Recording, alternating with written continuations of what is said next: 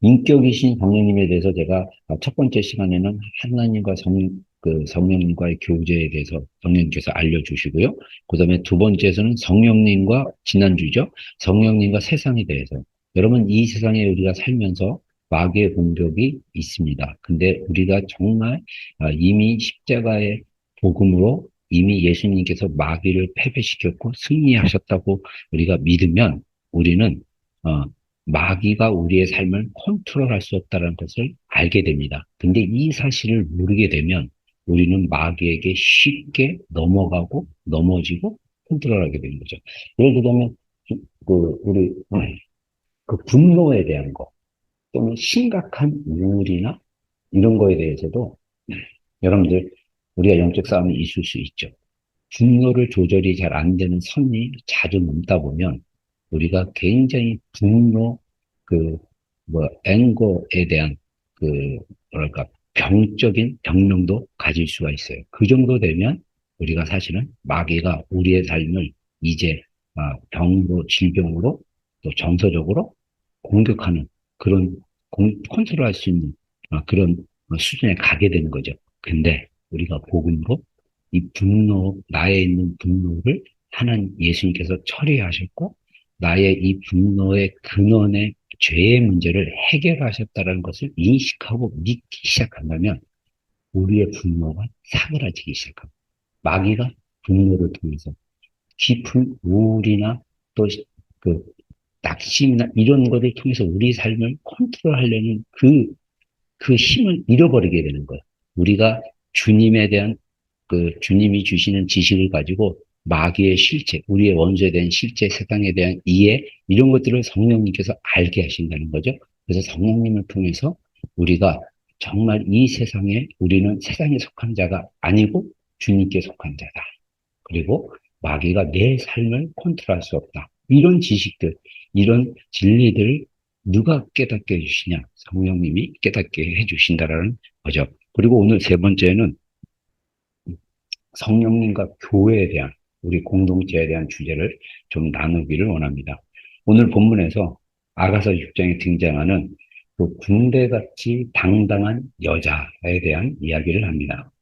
우리가 아가서에서 이 군대같이 당당한 여인, 이 술람의 여인이죠.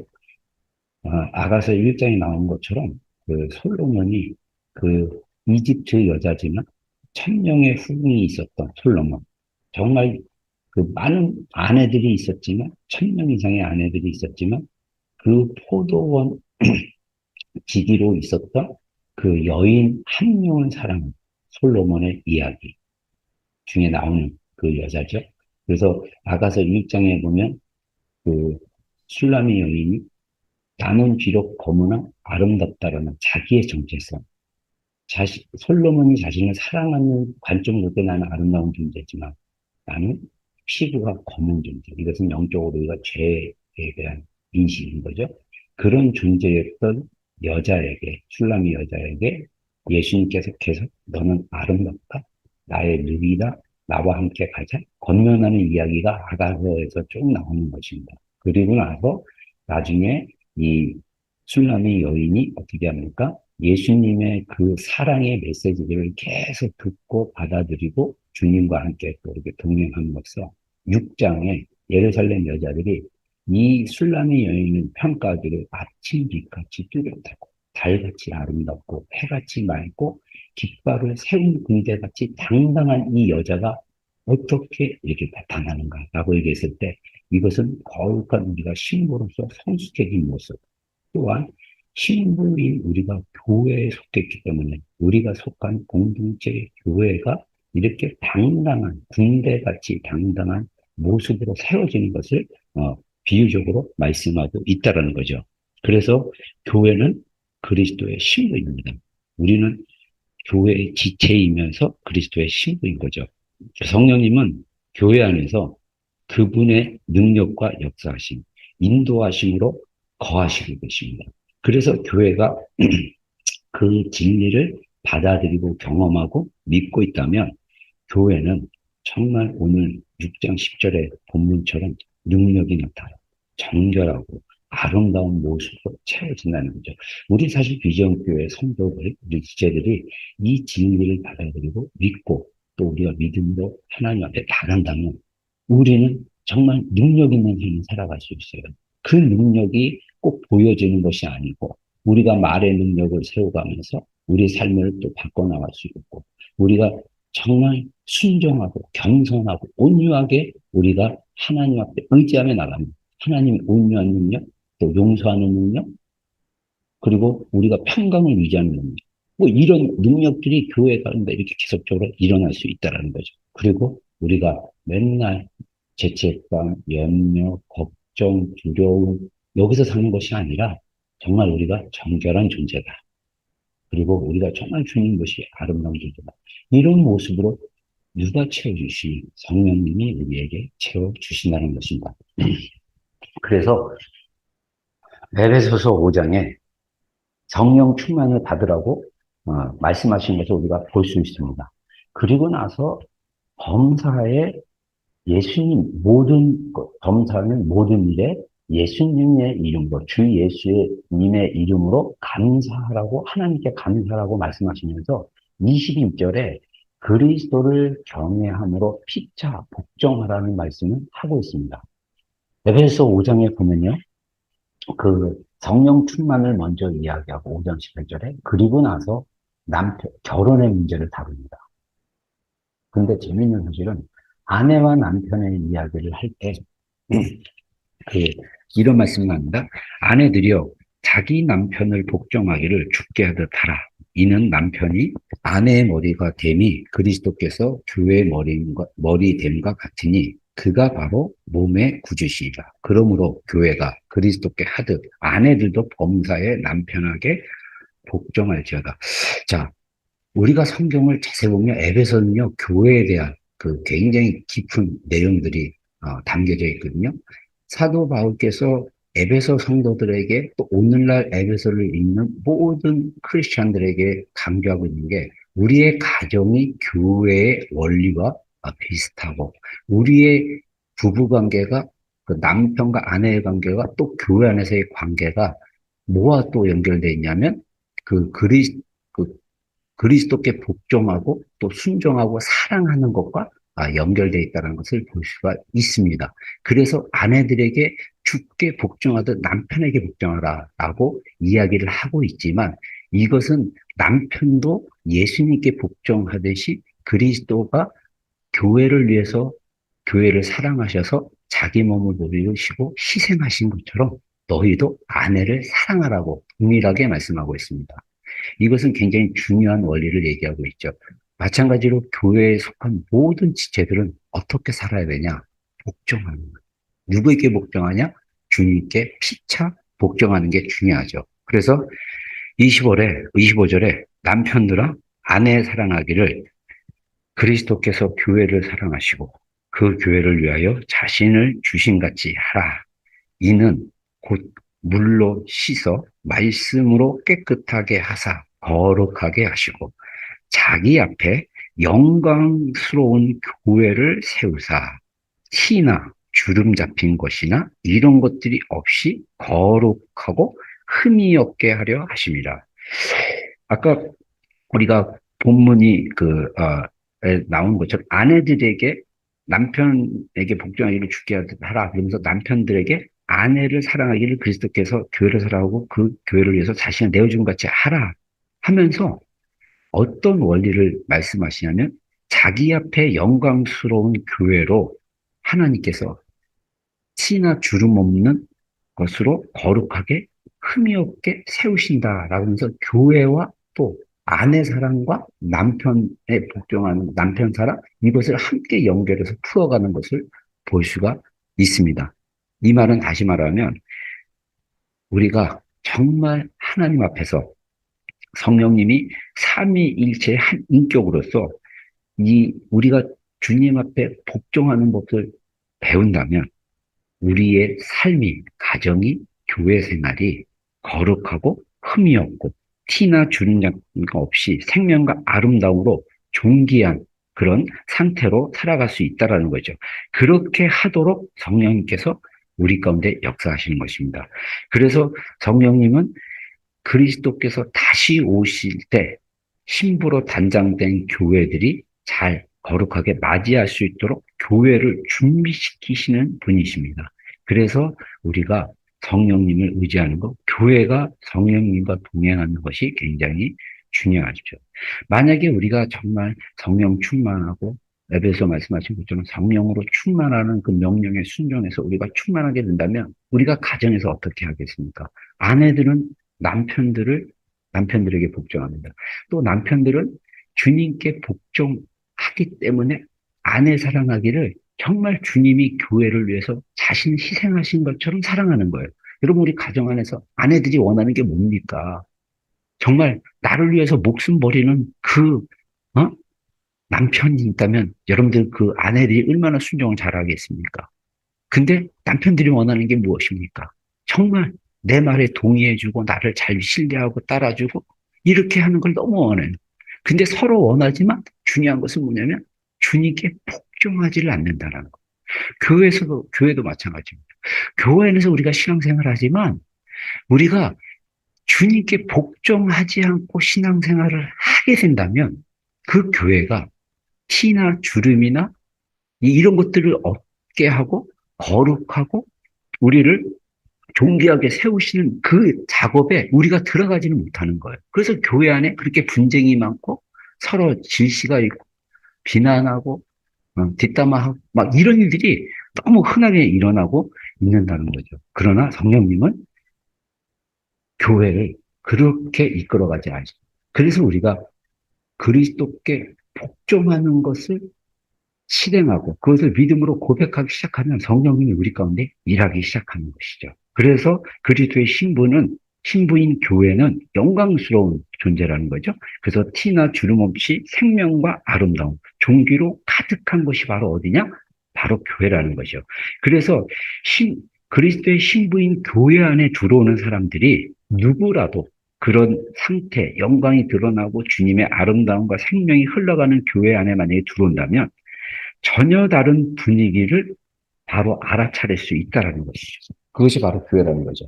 그래서 성령님은 교회가 신부를 위해 지속적인 성결과 정결함, 정화 가운데 깨어 준비하도록 이끌어 가신다는 거예요.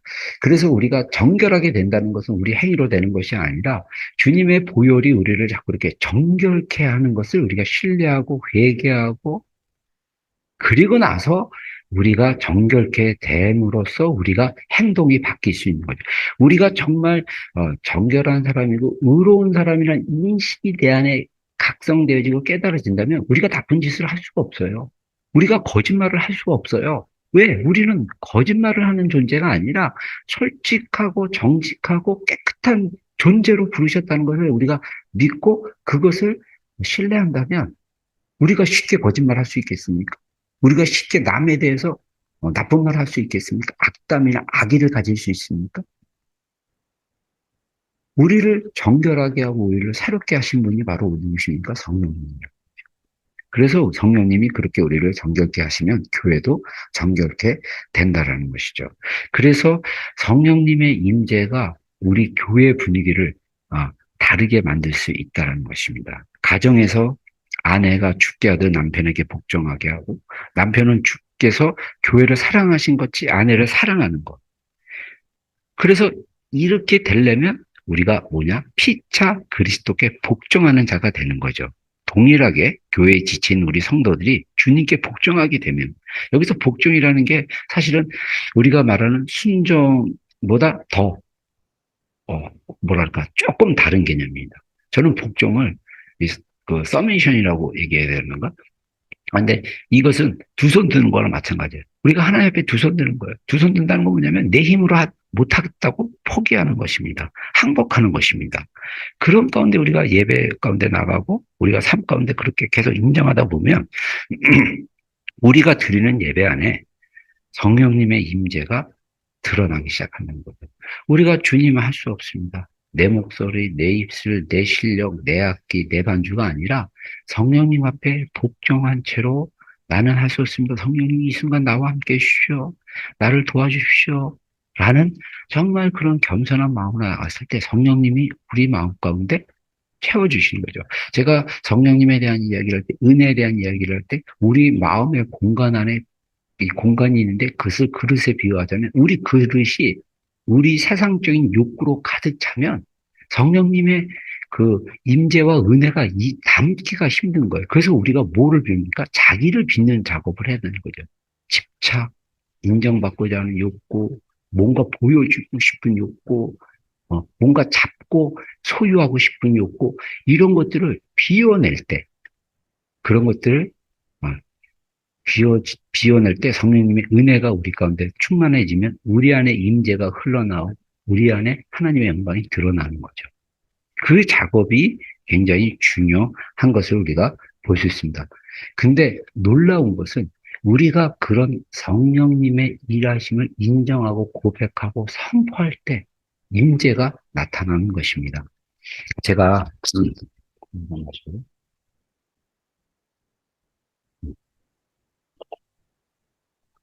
우리 이틀 전에 그 금요 기도회 했잖아요. 그 기도회 때 제가 임재를 잠깐 어, 진짜 이렇게 임재가 이렇게 기름 부음과 저와 함께 하시는 성령님에 대한 임재를 경험을 했어요. 우리 금요 기도회 때 제가 말씀 전하고 잠깐 우리 5분만 조용히 침묵 기도하자고 제안하고 기도를 이렇게 했습니다. 음악 조용한 찬양 틀어놓고 했는데 놀라운 게 뭐냐면 지금 똑같이 지금 제가 설교하는 이 스터디룸에서 지금 대학교 앞에 스터디룸에서 이렇게 똑같은 자리에서 이렇게 제안하고 기도하는데 찬양 틀어놓고 그냥 저도 이렇게 가만히 침묵하고 눈 감고 그냥 앉아 있었어요. 근데 놀랍게 제 몸에서 성령님의 이렇게 임재가 강하게 느껴졌어요. 근데 그때 제가 뭘 특별히 막 그런 게 아니고 제가 그 바로 전 메시지에 제가 여러분들과 금요일날 나눴던 것처럼 우리 마음의 비정상적인 상태에 대해서 혼란스러운 마음에 대해서 이렇게 나눴잖아요. 그래서 그 추론 모든 것을 다 이해하려는 그런 분주한 마음 내려놓고 우리가 그리스도와 십자가에 집중하는. 그러니까 그래서 제가 이렇게 금요일날 깜짝 저도 인재를 느끼니까 놀래가지고 왜 이때 또 강하게 이렇게 임재가 나한테 이렇게 왔을까라고 생각해보니까 포인트는 제가 여러분들에게 뭘 강조했냐면 그리스도 외에 아무것도 알기를 작정하지 말고 그리스도만을 선택하자. 십자가를 묵상하자. 이렇게 간단하게 설명했어요. 그 앞부분에서는 비정상적인 마음의 상태에서 설명하다가 마지막 결론에 우리가 그리스도 외에는 모든 걸 알기로 하지 말고 그리스도 외에는 다른 것들을 어, 아는 것보다 그리스도를 아는 것에 선택을 하자라고 제안을 하고 제가 여러분과 똑같이 그냥 5분 동안 찬양 틀어주고 기도합시다. 근데 그 임재가 되게 강해가지고 그냥 기도 쭉 하고 이렇게 우리가 갔었죠. 여러분 정말 우리가 제가 훈련 차원에서 연습 차원에서 제안해서 기도를 했는데 그 임재가 제 안에 느낀 것을 보고 성령님이 우리가 진리를 말하고 전하고 또 쉐어할 때 성령님이 그 진리의 메시지 안에 말 안에 임재 가운데 임하시는구나.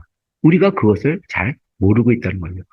여러분 지금 예배 안에 지금 여러분 우리가 모이잖아요. 저는 이 한국이라는 먼 곳에 있고 여러분 뉴질랜드라는 먼 곳. 저희가 거리상으로 12시간 비행을 해야만 되는 엄청난 거리에 떨어져 있어요. 그렇지만 동일한 시간에 온라인으로 연결되어 있습니다. 여러분이 모여 있는 그 예배당 안에서의 그 예배 안에 성령님이 함께하고 계십니다. 우리가 이 시간이라도 성령님을 향해서 예수님을 향해서 마음을 열고 다시 생각을 바꾸고 선택을 하고 정말 주님께 짧은 시간 집중한다 할지라도 임재가 성령님이 함께 하시는 임재가 풀어질 수 있다라는 거죠. 성령님이 인격적인 것입니다. 우리의 마음을 알고 계신 분입니다. 이건 놀라운 거죠. 그래서 성령님이 교회 가운데 일하고 계시는 것을 우리가 알 수 있다라는 것이죠.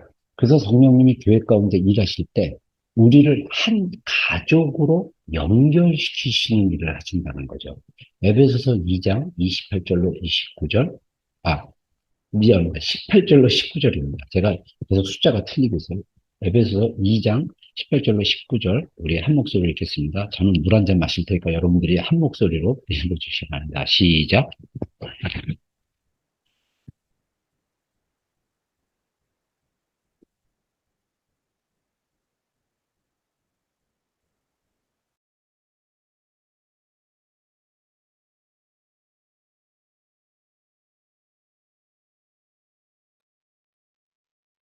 오늘 이상하게 좀 약간 숨이 차네요.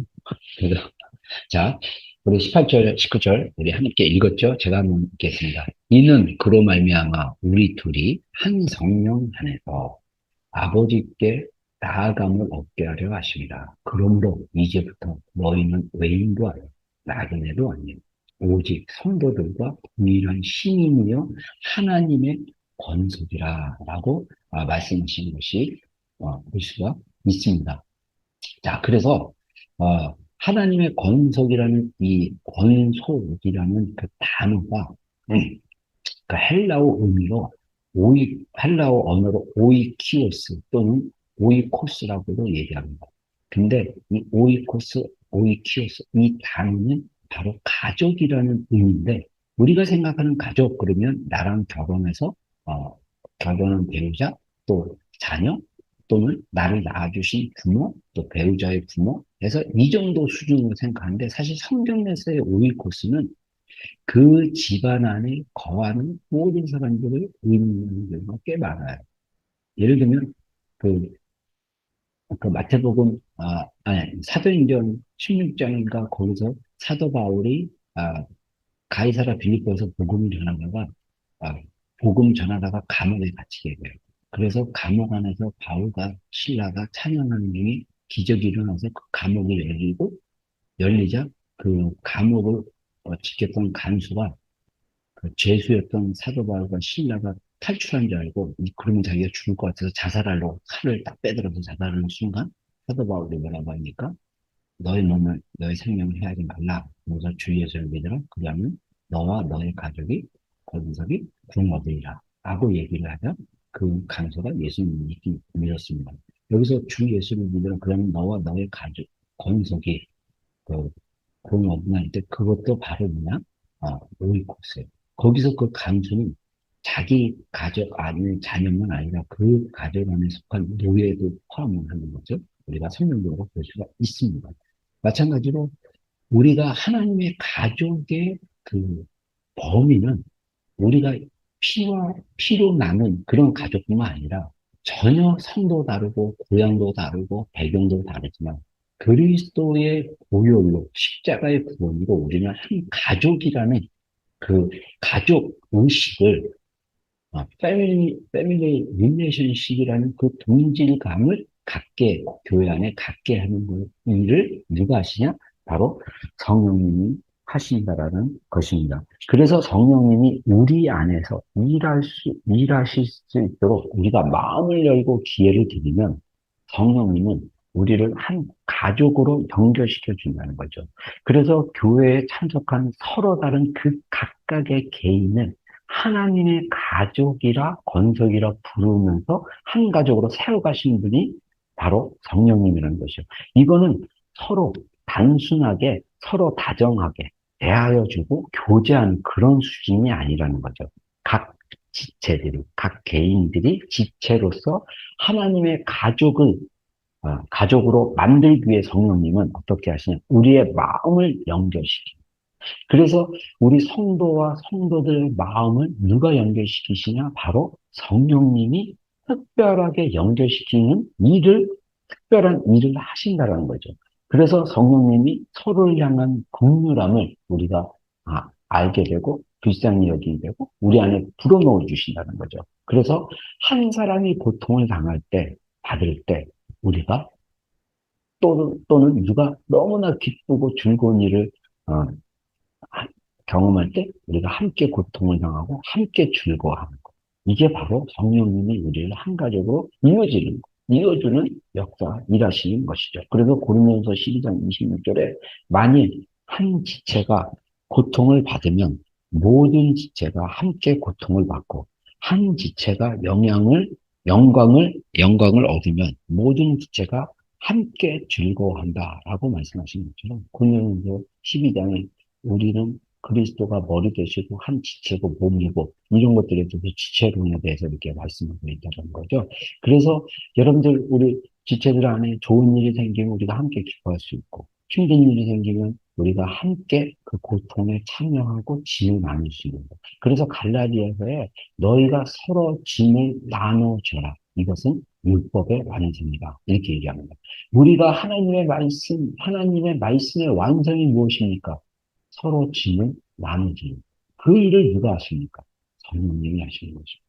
단순하게 다정하게 대해주고 잘해주는 수준이 아니라 한 지체로 함께 정말 고통을 느끼고 함께 즐거움을 나눌 수 있는 수준. 그게 성령님이 우리를 한 가족으로 이끄시는 그런 사역이라는 거죠. 그래서 우리 가운데 계시는 성령님의 진정한 역사를 통해 연결되고 연합되어지는 것. 그래서 이런 것들이 우리가 직접 경험하기 전까지는 우리가 설명하기도 힘들고 생각할 수도 없는 거라는 거죠. 그래서 성령님이 우리를 연결시키고 연합케 하는 그런 경험들이 우리가 각자 이렇게 성령님을 통해서 경험하는 것이 중요합니다. 그래서 우리가 여러분들 에베소 4장에 나오는 것처럼 우리가 우리 마음속에 지금 인격적으로 일하고 계시는 성령님께 더 집중하는 것이 필요합니다. 4장 1절에 이렇게 말씀합니다. 4장 1절부터 4절까지 제가 읽어보겠습니다. 1절에 그러므로 주 안에서 갇힌 내가 너희를 권하노니 너희가 부르심을 받은 일에 합당하게 행하여 모든 겸손과 온유함으로 하고 오래 참음으로 사랑 가운데 서로 용납하고 평안에 매는 줄로 성령이 하나 되게 하신 것을 힘써 지키라. 자, 성령께서 우리 안에 평강으로 줄을 내주시는 거예요. 그것이 성령께서 하시는 일이에요. 그래서 그것을 지키는 것이 굉장히 중요하다는 것입니다. 우리가 평강을 만들 수도 없고 평강을 창조할 수 없어요. 그것은 성령님이 주시는 거예요. 그래서 우리가 겸손이 필요하고 온유함이 필요하고 오래 참음이 필요한 거예요. 그래서 우리가 사랑 가운데 서로 용납하고 받아들이고 인정하고 존재 자체를 그대로 인정해야 되는 거. 이런 것들이 바로 우리가 한 가족으로 성장하고 자라갈 수 있도록 성령님이 일하시는 것이죠. 그래서 4절에 몸이 하나여 성령도 한 분이시니 이와 같이 너희도 부르심의 한 소망 안에서 부르심을 받았느라. 여러분 우리 안에 부르심이 있습니다. 그것은 바로 그리스도를 닮아가고 그리스도 안에서 함께 성숙해지고 성장하는 거예요. 우리가 혼자 기도 생활 열심히 한다고 성장되는 것이 아니라 우리가 공동체 안에서 함께 자라가는 것, 이게 굉장히 중요합니다. 제가 예전에는 그 개인적 영성을 굉장히 지금도 강조하고 있지만 결국은 이 개인적 영성이 뭐와 연결되냐면 우리 공동체 지체들과 함께 연결되야 됩니다. 그래서 우리가 십자가를 얘기할 때 어떻게 합니까? 십자가의 이런 수직적 관계는 수평적 관계. 이게 우리의 피로 맺어진 가족과 우리 또 공동체 관계, 그리고 우리 이웃과의 관계, 이게 수평적 관계입니다. 그리고 직성적 관계. 어떻게 됩니까? 직성적 관계는 하나님과 나와의 관계, 개인적인 관계죠. 그래서 이 십자가가 온전히 세워지려면 나의 개인적 관계와 공동체 지체들과 가족들과 친구들과 우리와 관계된 오이코스의 사람들과 관계 안에서 이것이 정말 풀어질 때 온전한 십자가가 되는 것처럼 우리가 그리스도의 사랑 안에서 온전한 십자가의 삶을 살고 십자가에서 성취하신 그 축복의 삶을 살아갈 수 있는 그 방법은 우리가 개인적 영성과 함께 사랑하고 관계를 맺는 사람들과의 그 건강한 정서적인 회용과 또 주고받는 관계. 이것이 하나의 통합된 그런 우리의 신앙이 되는 것이죠. 그래서 우리가 몸이 하나인 것처럼 성령도 한 분이시고 그래서 우리가 어떤 부르심의 소망을 가졌느냐? 바로 우리가 이 땅에서 정말 주님 안에서 주님의 사랑으로 행복하고 주님이 주시는 그 축복 안에서 우리가 나아갈 수 있는 것. 나아가서 우리가 이 축복을 누리고 또 세상 사람들에게 정말 멀리 있는 성교지에도 그것을 풀어낼 수 있는 것, 전달할 수 있는 것. 그것이 바로 우리가 이 땅에서 받은 부르심과 중요한 영역이라는 것을 볼 수가 있습니다. 성령님께서 또 교회 가운데 어떻게 일하고 계십니까? 성령님께서 하나님의 집으로 우리를 만들어가는 일을 성령님이 하시는 것입니다. 에베소 2장 22절에 23절 한번 드리겠습니다. 그 안에서 그리스도 안입니다. 그리스도 안에서 건물마다 서로 연결하여 주 안에서 성전이 되어가고 너희도 교회 안에서 하나님이 거하실 처소가 되기 위하여 그리스도 예수 안에서 함께 지어져 가느니라. 우리가 정말 그리스도 안에서 건물처럼, 우리 아까 얘기한 대로 지체라고 고린도전서 12장에 이야기했어요. 몸의 지체. 그래서 귀한, 몸의 지체 중에 귀한 역할을 하는 파트가 있고, 또 그렇지 않는 파트 같은 것이 있어요. 그러나 이것이 모두 다 소중하고, 한, 우리가 예를 들면 발이 제일 대우 못 받고 우리가 발을 별로 신경 안 쓰잖아요. 사람들이 보고 많이 노출된 얼굴에 많이 신경 써요. 우리 발에 별로 신경 안 써요. 근데 발도 많이 신경 써줘야 되죠. 초월한 것 같지만 발이 만약에 못을 밟거나 가시가 있거나 발에 어떤 통증이 생기면 온몸이 통증을 느끼듯이 우리가 천한 것처럼 보이지만 그게 굉장히 소중하고 다 연결되어 있다는 거예요. 우리 교회 안에 소중하지 않는 지체가 없습니다. 다 소중합니다. 눈에 보이고 그렇게 이렇게 드러나지 않아도 다 하나님 보시기에 한 몸과 한 지체인 거예요. 마찬가지로 또 우리가 공동체를 표현할 때 건물로 표현합니다. 이 건물에 빌딩들이 있는데, 자, 우리 윈드파크가 그렇게 높진 않고 단층으로 다 돼 있지만, 이 구석구석 건물들이 있어요. 근데 그 건물이 물이 새고, 곰팡이가 피고, 더러워지기 시작하면 이 건물의 한 파트가뿐만 아니라 그것이 옆으로 오염되고 또 번져나갈 수도 있다는 거죠. 그런 것처럼 건물 안에 서로 연결되어 있어가지고 이 전체가 하나님의 거룩한 성전이 되어가는 거. 성령님이 우리 안에 각자의 개인의 마음속에 처소를 세우고 성전으로 한다 우리 있지만 이 처소들이 또 함께 연결되는 그래서 그리스도의 터 위에 함께 성전으로 하나님이 거하시는 거룩한 성전으로 세워지는 거. 이 일을 누가 하시냐? 바로 성령님이 하시고 있다는 거죠. 성령님은 교회를 하나님이 거하시는, 그리고 하나님만 거하시는 게 아니라 천사들과 성도들이 함께하는 실질적인 실제적인 하나님의 집으로 만들어가고 있다는 것이죠. 그렇게 성령님이 이 건물, 우리 장소, 그리고 사람들 함께 만들어가고 있다는 거죠. 그래서 교회가 비어져 있어도 교회의 돌과 흙에는 즐거움과 기쁨이 깃들 수 있다. 이렇게 말하고 있는데, 왜냐하면 이 장소들이 이미 성령님으로 향기로워졌기 때문이다. 이렇게 말하고 있습니다. 시편 102편의 14절에 이렇게 말씀하십니다. 주의 종들이 시온의 돌들을 즐거워하며 그의 티끌도 은혜를 받았나이다. 시편 기자는 그 시온에 있는 돌들도 함께 즐거워하고 그 티끌조차도 은혜를 받았다라고 표현합니다. 그래서 우리가 있는 장소가 사실은 성령님의 임재와 성령님의 일하심이 충만한 장소가 될 수 있다는 거죠. 사실은 제가 이 말씀을 좀 묵상하면서 그런 생각을 해봤어요. 우리가 공동체 안에서 그 장소도 되게 중요하거든요. 그래서 우리가 이제 효율적으로 생각했을 때, 이거, 예를 들면, 우리 지금 예배당 이 장소, 키즈존, 인조에서 외부 사람들 이렇게 빌려주고 많이 들어오는, 뭐 그럴 수도 있죠. 근데 사실은 분당만큼은 외부 사람들이 와서 강연하고 이런 것보다는 예배와 기도가 계속 끊이지 않도록 그 장소를 거룩하게 하는 거, 이것도 굉장히 의미가 있다고 생각합니다. 그리스도의 임재가 정말 성령님의 임재가 쌓여져 가는 그 장소에는 또 다를 수 있다라는 거죠. 그런 영적인 의미도 있다라는 것입니다. 그래서 성령님은 우리의 장소 자리도, 여러분의 가정도 똑같습니다. 여러분의 가정의 그 안방이나 거실이나 이런 것이 더러운 걸로 어?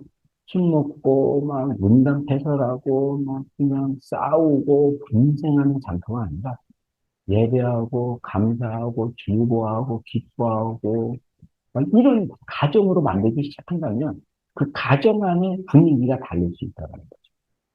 우리의 가정을 성전으로 삼아 기도하고 예배하고 교제하고 즐거워하고 정말 즐거움이 넘치고 분쟁보다는 사랑과 평화가 넘치고 막 이런 장소로 우리가 만들어 갈 수 있다는 거죠.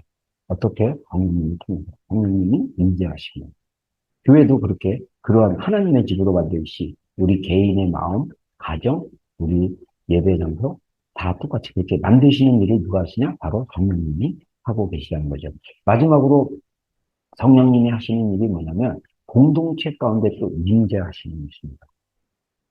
요한복음에 예수님께서 내가 아버지께로 가나 너희가 두려워하지 말라, 염려하지 말라. 내가 너희를 위해서 천국을 예배하노라. 이렇게 얘기하시면서 조금 있으면 세상은 다시 나를 보지 못할 것이지만 너희는 나를 보리니 이는 내가 살아있고 너희도 살아계시니라.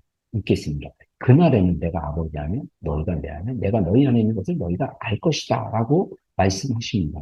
근데 그 앞구절에 뭐라고 말씀하시냐면 내가 그와 같이 너희를 버려두지 않는다라고 약속하시면서 이 말씀을 이어서 하시는 것을 볼 수가 있습니다. 성령님께서 우리 안에 들어오시면 그 너희라는 단어를 썼지만 그게 개인이 될 수도 있고 공동체와 같이 똑같이 연결될 수 있다는 거죠. 성령님께서 오시면 임재하시는 것을 얘기합니다.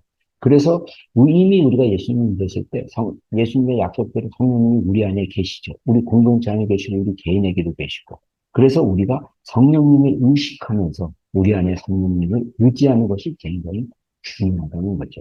성령님은 교회 안에, 우리 개인 안에, 공동체 안에 임재하시면서 또한 교회 사역 가운데, 또 예배 가운데 이게 살아나게 하시는, 그렇게 일하시는 분이라는 거죠. 그래서 우리가 드리는 기도, 또 우리가 지금 성만찬을 그 코로나 때문에 못하고 있지만 이제 한 달에 한 번 또 성만찬도 하고 또 우리가 침례식이나 어떤 예식도 그리고 모임, 셀모임이나 설교나 예배 가운데 이런 또 하프핸드 예배 가운데 이런 분위기 가운데 역사 가운데 사역 가운데 영적인 분위기를 바꾸시는 분이 바로 누구시냐? 바로 성령님이라는 것이죠. 그래서 우리가 정말 그 공동체 가운데 우리를 하나님의 집으로 세우시고 거룩한 처소로 세우신 그런 성령님. 그래서 우리 각 지체들이 하나님의 한 가족으로 만들어 주시는 분이 바로 성령님입니다. 이분이 우리 가운데 계신 것을 우리가 믿고 인식하고 그리고 그것을 진짜 실제로 경험하게 되면 우리 삶의 모든 것, 우리의 예배들이 달라질 수밖에 없다는 거죠. 여러분, 중요한 것은 지금 이렇게 우리가 현재 예배하고 있잖아요. 우리가 공동체로 모여서 예배하고 있잖아요. 성령님이 우리 가운데 지금 임재하고 계시고 역사하고 계십니다. 그래서 우리가 함께 예배를 드리고 있는 거예요. 그리고 여기서 설교를 듣고 있는 것입니다. 그리고 우리가 이제 기도 시간 가질 것이고 셀 모임 나누는 시간도 가질 것이고 이런 나눔과 오는 교제 가운데 오는 공간 가운데 이런 가운데 성령님이 함께 하시고 함께 계시고 있다는 것을 인식하고 그래 성령님이 지금 계시지. 내가 기도할 때, 내가 기도할 때, 이 공간 안에 지금 함께하고 계시지. 내 안에 계시지. 라고 믿음으로 반응하기 시작할 때, 인격이신 성령님이 우리 가운데 계시는 것을, 임재하시는 것을 느낄 수 있습니다. 우리 아까, 어, 찬양, 우리가 느끼지 않아도 성령님 여기 계십니다. 하는데, 진짜 그거에 너무 좋은 고백이죠. 느끼지 않아도 그게 진짜, 성령님 계시는 거예요. 근데, 그것이 믿어지기 시작하고 했을 때 또 임재를 또 경험할 수 있어요. 성령님이 나와 함께 하시는 거. 또 어떤 때는 그것을 믿는데도 임재를 못 느낄 수 있어요. 그래도 우리가 믿음으로 의심하지 않고 추론하지 않고 그냥 믿음으로 믿는 거예요. 근데 여러분들 정말 믿음으로 믿으면서 나아갈 때 임재가 느껴져. 언제 때는 어떨 때는 또 느껴지지 않을 수 있고. 그러나 중요한 것은 성령님이 함께 하신다는 거. 이것을 신뢰하는 거예요. 신뢰하면 또 어느 순간에 매번 우리가 그럴 수는 없지만 어느 예배 때, 어느 시간에, 어느 파트에서 성령님이 임재하는 걸 우리가 느낄 수 있다라는 것이죠. 그래서 우리가 믿음으로 반응하는 거예요. 믿음으로 반응하는 건 딴 게 없어요. 믿음으로 믿습니다. 신뢰합니다. 그리고 내 마음을 엽니다. 성령님 충만하게 역사해 주시오. 이게 정말 믿음을 할 때, 모르겠습니다. 우리 성도들 중에 얼마만큼 살아계신 하나님에 대한 인계나 경험을 이렇게 자주 얼마나 또 강도가 어떤지 모르겠어요. 분명한 것은 성령님이 살아계신 분입니다. 지난 이틀 전, 금요기도회 때, 정말 저는 그냥 평소처럼 메시지 안 하고, 그냥 침묵기도 한번 하고, 우리가 이 시간에 그리스도와 십자가의 묵상을 해보자. 하고 제안을 했는데, 오히려 제가 그 시간에 가만히 앉아서, 정말 그리스도를 이렇게 예수님을 생각하고 있었는데, 임재가 바로 오는 것을 경험했습니다. 특별한 경험이죠. 이런 경험들이 우리 삶을 생명을 넣어주고, 또, 아, 또 믿음을 더 세워주고, 이렇게 할 수 있죠. 저는 이 시간에 여러분들은 그 지금 윈저에서 있고, 저는 이 안산에 있습니다. 같이 계시, 이 시간에 함께 임재하고 계신 것을 믿습니다. 우리 한번 기도하는 시간을 갖겠는데, 우리가 3분 정도 제가 시간을 줄게요. 너무 길면 또 힘들 수 있으니까. 그래서 3분 정도 잠깐 눈을 감고 침묵하면서 한번 기도해 보겠습니다. 사실은 우리가 차분하게 말하지 않고 속으로 가만히 있는 것도 쉬운 게 아니에요. 이거 굉장히 어려운 것입니다. 저도 한 5, 6년 전에는 굉장히 익숙하지 않고 굉장히 힘든 기도 방법의 하나였어요. 이런 시간이 익숙하지 않게 되면 좀 당황스러울 수 있고 잡념이 또 이렇게 막 여러 가지 생각이 막 올라올 수 있어요. 근데 이제 찬양 준비해 주세요. 찬양 이렇게 틀어놓고 짧게 성령님 감사합니다. 예수님 사랑합니다. 또 이렇게 제가 강조했던 그 사랑받는 자의 기도 첫, 첫 문장. 예수님은 사랑받는 자입니다. 예수님, 저는 사랑받는 자입니다. 근데 이거를 다 할 필요 없어요. 하나만 딱 정하세요. 뭐 예수님도 좋고, 성령님도 좋고, 아버지도 좋고, 주님도 좋고, 네. 그냥 예수님하고 가만히 있어요. 말을 많이 하려고 하지 마세요. 한 단어도 좋고, 한 문장도 좋고. 아니면 가만히 말하지 않고도 그냥 하나님 앞에 잠잠하게 머무는 거. 지금 여러분들 혼자 개인 기도하는 것보다 이렇게 공동체가 함께 모여서 또 성령님께 집중하는 것, 두세 사람이 모인 곳에 내가 너와 함께 한다라고 약속하셨잖아요. 이 약속의 시간에 짧지만 그게 한 번 기도하는 시간을 좀 갖겠습니다. 제가 잠깐 여러분들을 위해서 축복 기도하고 한 3분 정도 네, 침묵 기도 너무 많은 말을 하려고 하지 마십시오. 분주한 생각과 마음을 그냥 가라앉히시고 예수님의 이름만 불러도 좋습니다. 사랑합니다. 사랑해요. 그래서 오케이. 그냥 많은 말 하지 마시고 짧게 그리고 막 계속 말하지 마시고 짧게 한마디 하시고 참고 가만히 한번 연습해 보겠습니다. 임재가 임하는 사람이 느낄 수 있는 사람도 있고 못할 수 있어요. 그래도 중요한 것은 믿음의 반응입니다. 여러분들이 성령님이 이 공간에 계셔요. 여러분이 공간에 계시고, 지금 제가 설교하는 예배 드리는 이 공간 안에 작은 스터디룸 안에도 계십니다. 그래서 믿음으로 믿고 고백합시다.